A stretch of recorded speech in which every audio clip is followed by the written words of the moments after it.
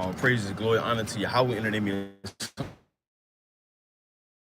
of Yahweh Shah, Fisherman for Zion, back with another video through the spirit and the power of Yahweh by Hashem Yahweh Shah. Yahweh, who the world understands as God, in the name of his son Yahweh Shah, who the world understands as Yahweh Shah, Mashiach, according to the Paleo Hebrew Fisherman for Zion, back with another video. You don't count this as a light thing to do, Brother Hosea. Brother Joel. All praise to the Most High Yahweh in the name of his son Yahweh Shah. Shabbat Shalom to those keeping the Shabbat, Friday sundown to Saturday sundown. Lord willing, you enduring to the best of your ability, forsaking the flesh and the cares of this world to the best of your ability. So like the title says, we're gonna get straight into it. It's I've been slothful in this ministry where the Most High jam me up, plus the terror of the Lord. So we're gonna open up with a quick precept. It's slothful. This isn't to say we ain't been slothful.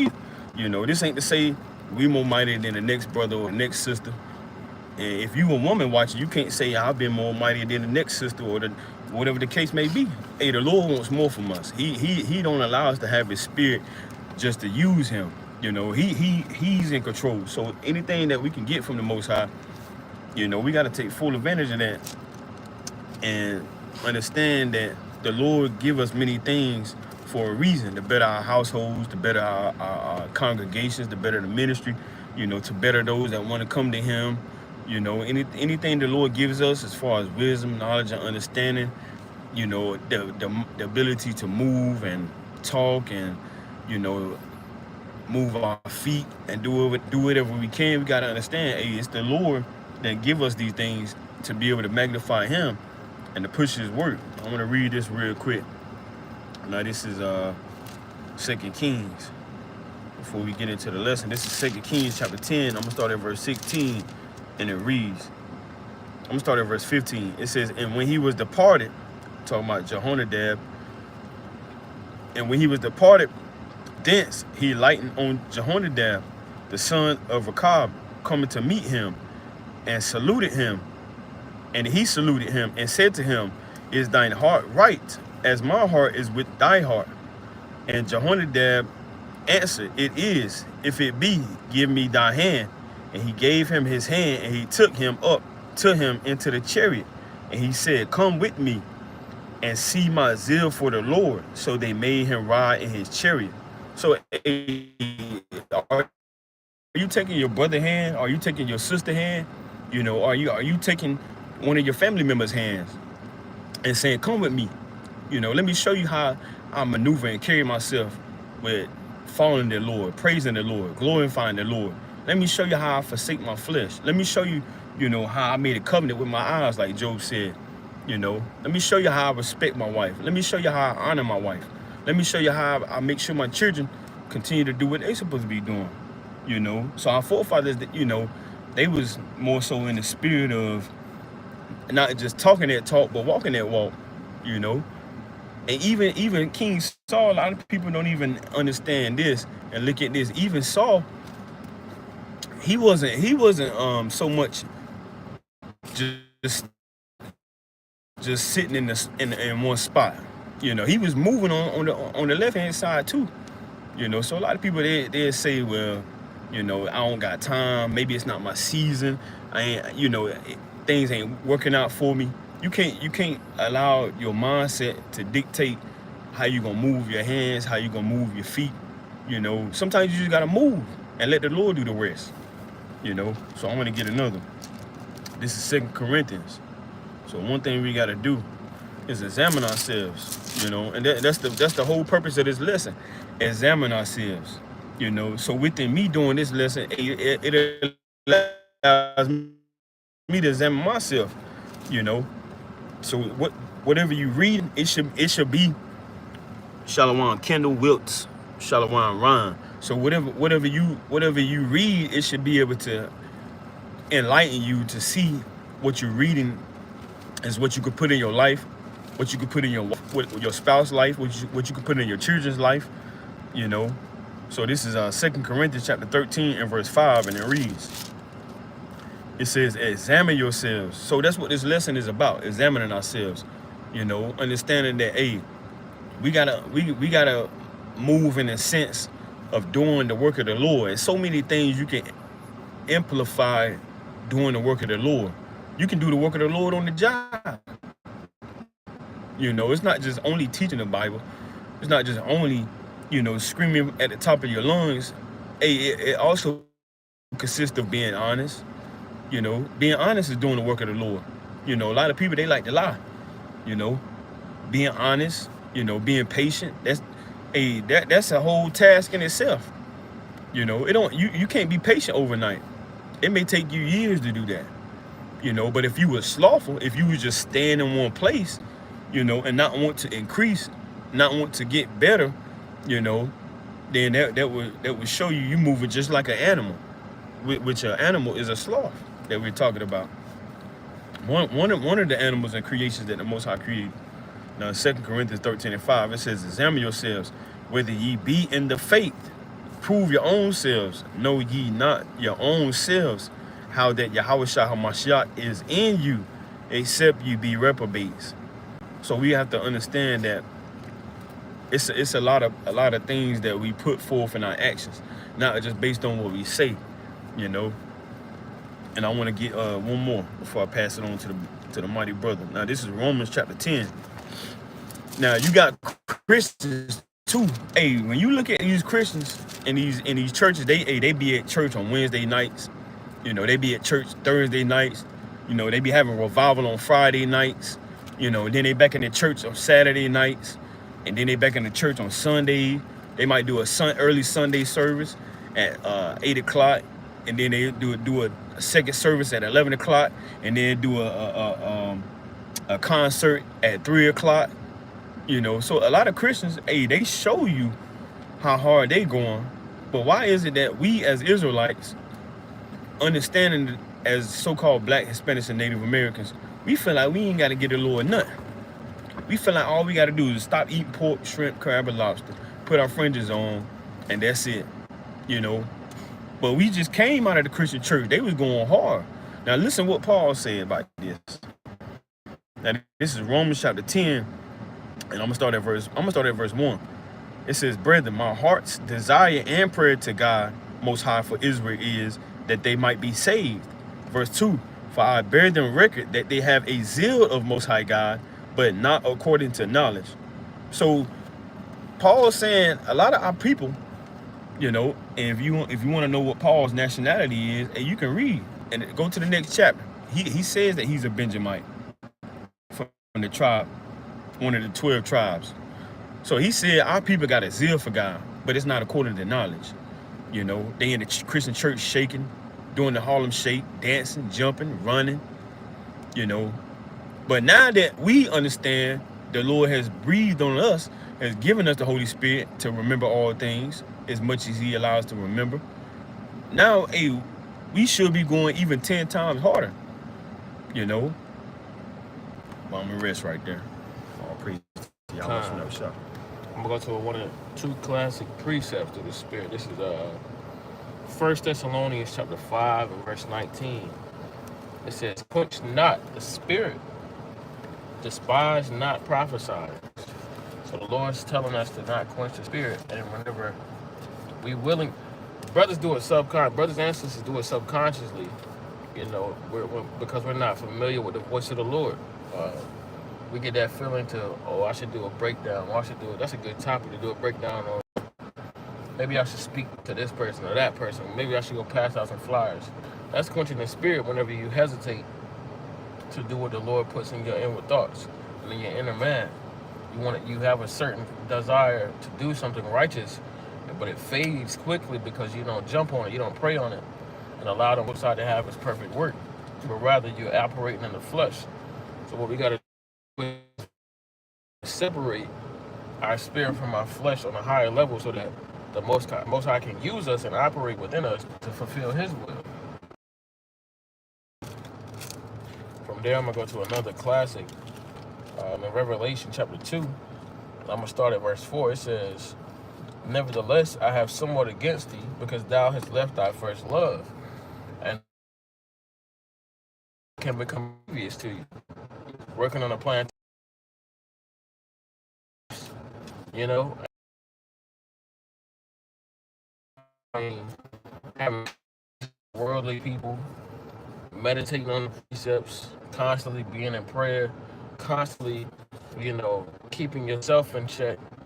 And on top of that, you studying to be apt to teach somebody that wants to know about the Lord, wants to know about the commandments.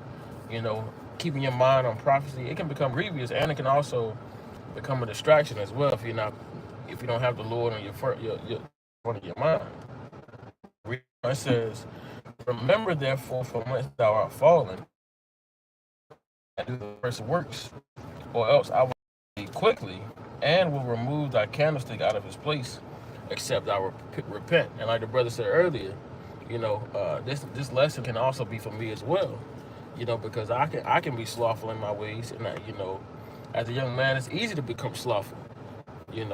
With this world that we currently live in, it's easy to lose your first love. It's easy for the world.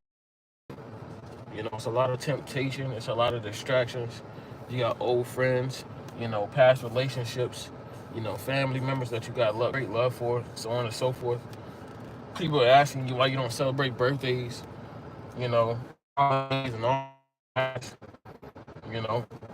But the Lord said, "Remember therefore from whence we find ourselves, and to keep ourselves and remember we are in the Lord's ministry, and He called us out of darkness and into His marvelous light." Right. So we constantly gotta, going back to the lesson last night, you gotta be in that light and walk in that light. I'm a yield right there to the Spirit. That's right. And one thing we gotta understand is that in these last days, the Lord has commanded that we wake up. Like it says in Romans chapter 13, awake out of thy sleep. Now, let me read that real quick in Romans chapter 13. So a lot of people may feel like they don't supposed to sleep. Now, according to the spiritual aspect, that's what the Lord is talking about. You can't go back to sleep into understanding that, okay, the Lord is with me. The Lord is building me up. The Lord is using me. The Lord, how can you go back to sleep and go back into the world, or to go back into idols and these other religions and false entities, when the Lord is showing you that He's using you, not only you, but your brothers and sisters? Now, this is Romans chapter 13 and verse 11, and it reads, "And that knowing the time, that now it is high time to awake out of sleep, for now is our salvation nearer than when we believed." So our salvation is getting very closer. So why would we want to go back to sleep? Why would we want to go back into the world? Why would we want to take our foot off the gas when the Lord can use us? He can magnify His name through us. Why would we want to go back to sleep? Why would we want to go back serving idols? Why would we want to go back to building pyramids? We have to answer that. We have to show the Lord that we're grateful for these things, because He jammed us up. Now, this is what the Lord put upon us due to the curses. Now, this is Deuteronomy chapter 28, and I'm gonna start at verse 47, and it reads, it says, "Because thou servest not the Lord thy most high God with joyfulness and with gladness of heart, for the abundance of all things." The Lord gave us many things, the Holy Spirit, wisdom, knowledge, and understanding, the precepts. He didn't give this to any other nation. He didn't give this to the Ammonites. He didn't give this to the Amalekites. He didn't give this to the Canaanites. The Gabals. He didn't give this to the nasty stinking Africans. He gave the law, statutes, commandments, and the judgments to the Israelites. But we wasn't joyful and glad in that. Now, this is what He did. Verse 48, Deuteronomy 28:48. "Therefore shalt thou serve thine enemies, which the Lord Yahweh shall send against thee in hunger and in thirst and in nakedness and in want of all things, and He shall put a yoke of iron upon thy neck until He have destroyed thee." So because we didn't want to serve the Lord in joyfulness and gladness due to the abundance of all things that He's given our nation, the Lord jammed us up and allowed another nation to reign over us. So this is something we got to understand. Now, I want to get another precept, like the brother was saying. We got to be thankful for what the Lord has given us. It's many ways that you can be slothful. And if you meet somebody and they say they haven't been slothful, or they haven't done this. Well, just because you have not been slothful, that don't mean you ain't also went off somewhere else as well. This is just one of the aspects that can shine a light on what we should be doing and what we could be doing. You know, there's many ways you could be slothful. You could be slothful in your reading. You could be slothful in giving alms. You could be slothful in counseling your brother or your wife or your sister. You know, you could be slothful in bettering yourself. You so much focus on everybody else, but you don't focus on yourself. You know, you can be slothful in many aspects. Now, understanding slothful is not just only you don't go to the plantation to clock in. You got to have an understanding with the Heavenly Father. That's the whole concept. It says in Proverbs chapter 2, Proverbs chapter 3, Proverbs chapter 4. He gave us the blueprint with all I get understanding. So just because you work, that doesn't mean you still not slothful. It's many ways you could be slothful. You know, you could be slothful in the ministry. And if you're not slothful in the ministry, and you could be slothful in your household. You know, so a sloth is an animal that doesn't move, as well as move very slow. So understanding that, you can be moving very slow when the Lord is trying to magnify his name through you. Just imagine if King David was slothful. He took his time with doing what the Lord told him to do. You know, and on the flip side of that, look at what Saul did. You know, Samuel told Saul to don't go do this. And then what did Saul do? He went to go do his own thing. You know, so that's another aspect of understanding that. But this is what we should be also understanding as well. This is Ecclesiastes chapter 9, and I'm gonna start at verse 10, and it reads, it says, "Whatsoever thy hand findeth to do, do it with thy might. For there is no work, nor device, nor knowledge, nor wisdom in the grave whither thou goest." So if the Lord give me the opportunity to come out here in 100-degree weather, very well, if I know tomorrow I'm gonna be in the grave, I'm gonna do that today. You know, because if and when I get to the grave, I ain't gonna be. I can't go back and say, man, I wish I would have did a little bit more. You know, man, I wish I would have went out there in the heat. You know, even though I don't like to sweat a lot, even though I don't like to have to hit the mosquitoes and fly away them nets, you know, maybe I should have did a little bit more, because I ain't got the opportunity now. You're not gonna be able to say at your funeral any last words, you know, and then you just go back to the spiritual world. You know, you don't have your last words in your deathbed, you know. So, hey, it's better for us to get up out of that bed, you know, get up off that couch, and to give the Lord a little bit more, you know. But you got some people that say, well, they just being too over righteous.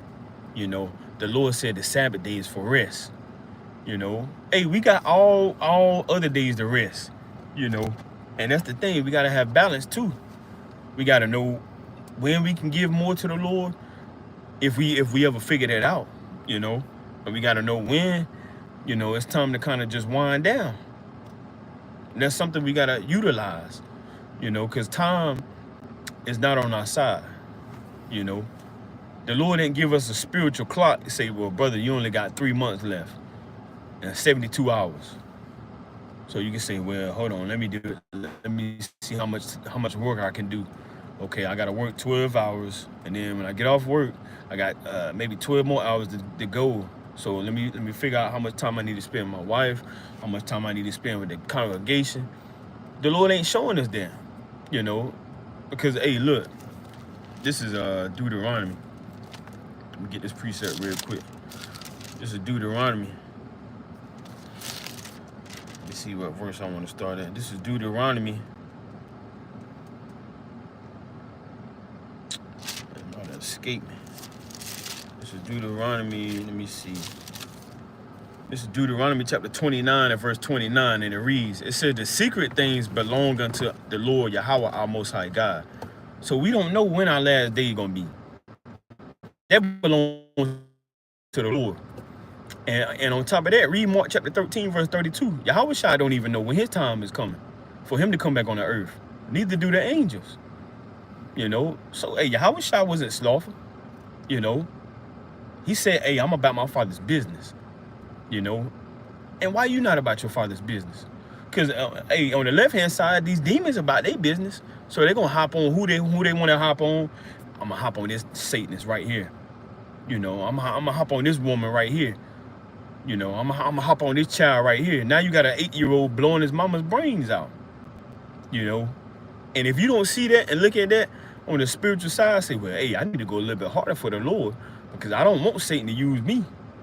You know, so I need to do something righteous. So hey, they should put a fear in you. You know, you see an 8-year-old blowing his mother brains out. You see a 12-year-old hung themselves.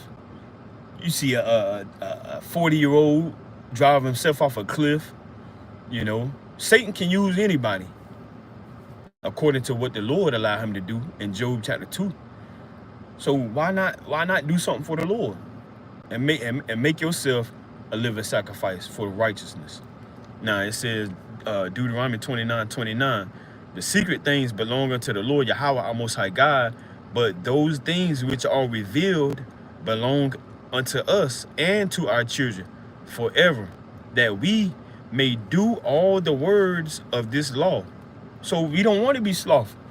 We don't want to take our time with doing all these words. We want to move now, move quick. Didn't King David say in Psalms, what is that? Psalms 119, verse 57 on down. Yeah. You said, I made haste and delayed not. You know. So why would you take your time? You know. Why would you? Well, you know, I got an addiction. You know, the Lord he'll deal with me. No, let's cut that off right now. You know, let's deal with that right now, and that's what we should be focusing on. You know, and hey, I make sure I tell the brothers and I show humility.